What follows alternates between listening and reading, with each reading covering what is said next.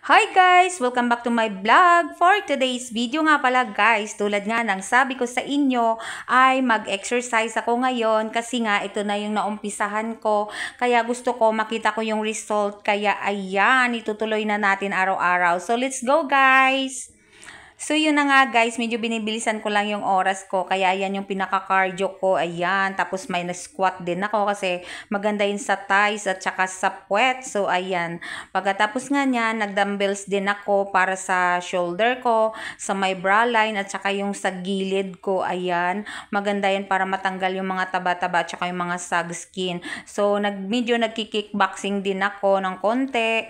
Pero more on weights talaga ako kasi nga yung shoulder ko tsaka yung upper arms ko, yan yung medyo may taba at saka yung sa may bra line ko. So, nai-enjoy ko guys kung ano yung man yung exercise na ginagawa ko sa bahay, yung home workout ko. Nai-enjoy ko at saka happy ako sa aking mga ginagawa.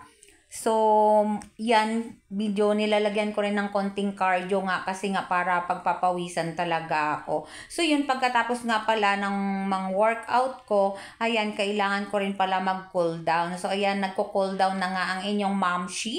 So, ayan, palabas ng kuyukot ng konti na naman ang inyong mamshi, kaya ayan, so malapit na tayong matapos. So yun lang guys for today's video. Thank you so much for watching at saka sa mga hindi pa nga pala naka-follow sa akin, i-follow nyo na po ako at huwag kalimutan i-like at i-share. Bye!